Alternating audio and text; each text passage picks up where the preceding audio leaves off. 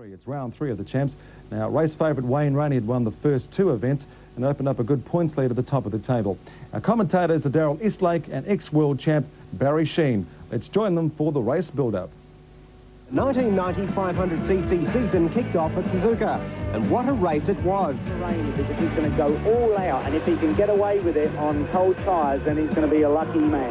Doohan and Lawson came to grief. Oh no! Oh.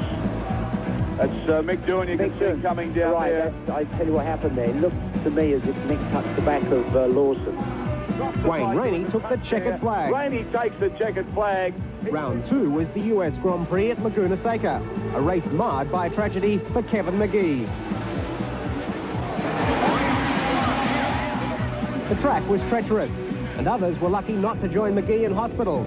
Gardner fell in almost the same spot, and then Schwantz did his usual trick just a few laps from the finish. Amid the carnage, Rainey ruled. And good news, Doohan picked up his best finish so far. Flag is waving from the back. Watch the lights, already for a start now. Can Doohan take advantage of his pole position? There's the green light racing away, gets away nicely, all getting away now. So there's nothing in at the moment, but if anything, Rainey just edging away ever so slightly. Yeah, I think you'll find Gardner will be into, got him.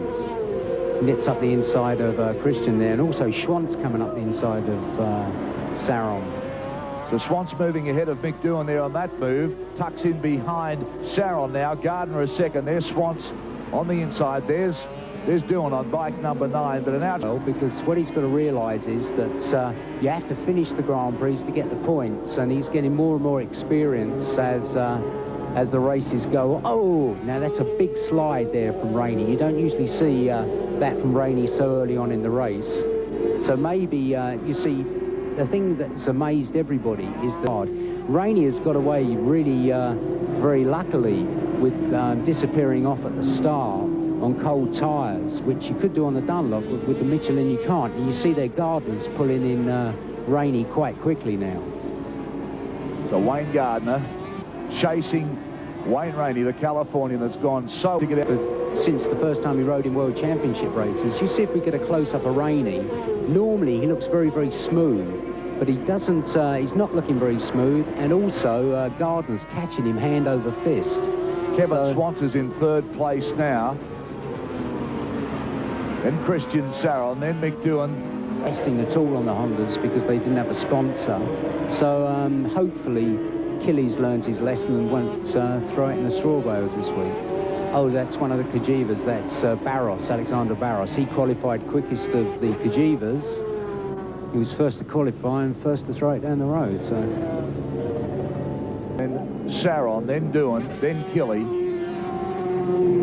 If you look at Gardner's bike, the thing is so much steadier now than it has been even the Yeah, but I wouldn't worry too much about it because he knows that he called up pretty quickly, and he's probably making sure that his tyres are really warmed up. What he didn't want to do was lose a whole lot of ground in the first 2 or 3 laps and then have to try harder than he wanted to. So I'm not too, I think where Gardner is at the moment, he'd be more than happy with.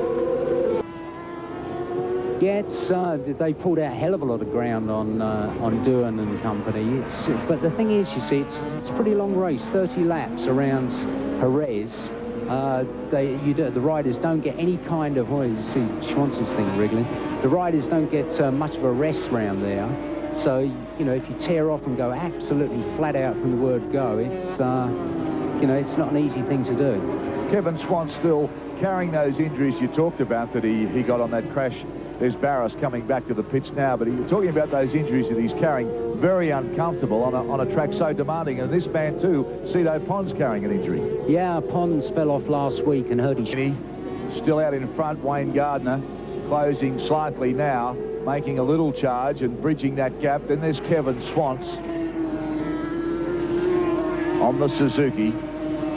So at the moment it's Yamaha, Honda and Suzuki, 1, 2 and 3. Now, if you look at Wayne Rainey and Wayne Gardner coming out that previous corner, you see that Wayne Rainey was using all the road and more, and Gardner wasn't. That's a really good sign, because the way Gardner usually rides is that he does use all the roads. So that means that Gardner is having it easier than Rainey is at the moment. Lap 5 and Gardner closing up on brakes. There's not much in it now. He really is getting in touch with Rainey. Swan still back in 3rd spot.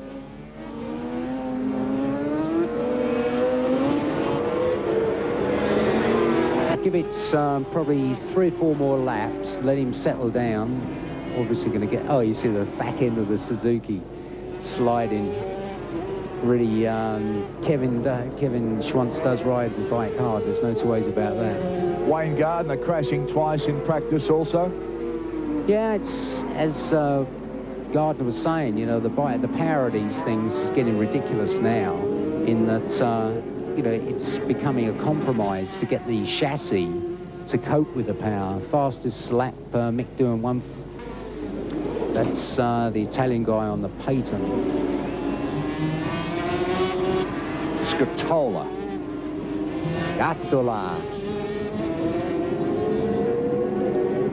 So it's Rainey and Gardner now 1 and 2. Between Gardner and Rainey. So when Rainey gets his pit bull, he's going to see that he's lost half a second, and he's been trying his things off. So he's going to try even hard. I don't believe this. I'm really sorry about this, but I just can't believe that, you know, you get a lot of little warnings, and I just really can't. Now watch. Back end hard hand. Now, for that thing, if the front wheel hadn't come up in the air, the thing would have come further round sideways, and it would have been a sort of a repeat performance of Laguna Seca, apart from the fact it would... So Gardner now without his shadow, Schwantz, closing a little on Rainey. Plenty of time left in this race yet. Yeah, it'd be interesting if we get a... We've had 2 or 3 shots of Rainey's pit board. The last shot we had was 1.3 seconds. And it'd be good if we get another shot of it, because it's going to be down to, what, 0.6 or 7 of a second. And that's really going to wake Rainey up, not that he's asleep. And then you're really going to see some fireworks. Gardner sort of keeps the pressure on. Rainey's going to try all out now to try and shake Gardner off. And if Gardner can keep the pressure up psychologically for Rainey, that's going to be not a good situation to be in. She'd have been out of these two. That's Pons and Sarin.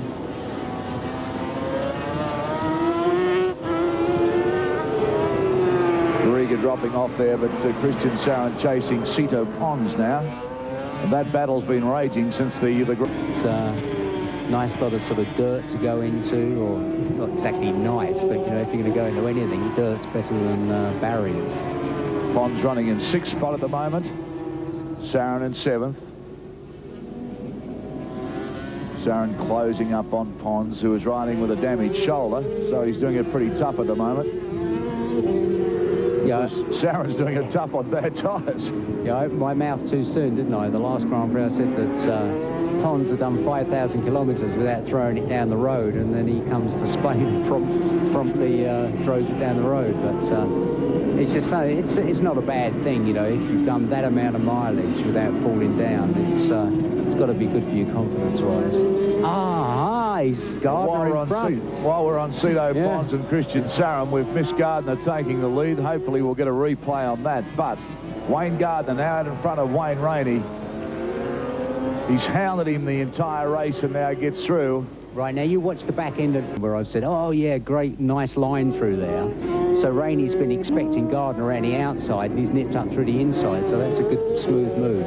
Now you watch the back end of Gardner's thing now, because he good slides. Doesn't he need a win too, Wayne Gardner? He's been hungry for a win. Look at it sliding around there, as you said, Barry. You can see it really moving around. But he's a great fighter. He's a great competitor.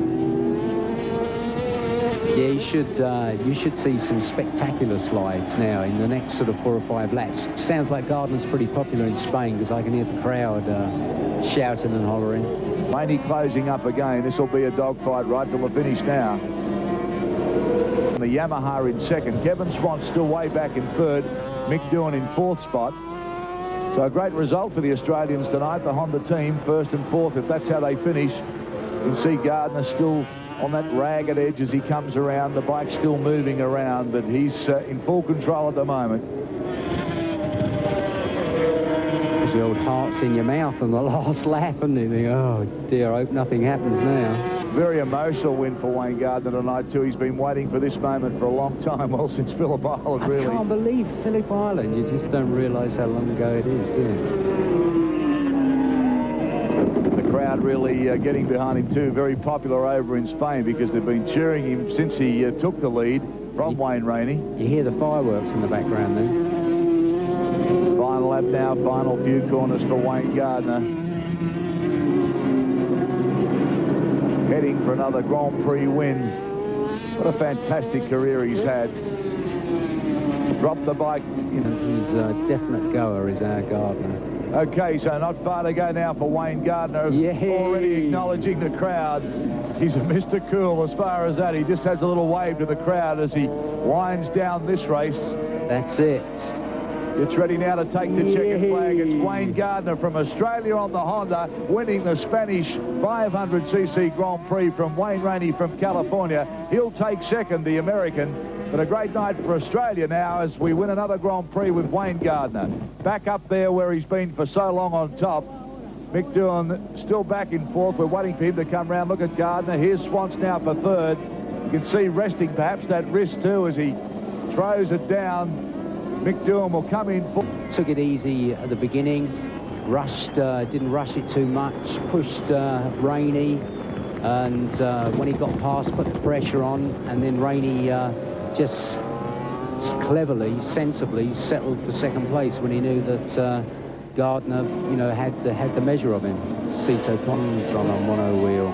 Nice moment there too as Wayne Rainey came up and acknowledges Gardner's win, just shaking hands with him. There's Neil McKenzie coming across the line on bike number 7. That's the Kevin McGee Yamaha. There they are, 1 and 2 side by side as they come around. Gardner would be so happy with that. Yeah, you would have to say that out of all the American riders that Wayne Rainey, you see a little bit of Cito Pons adoration there.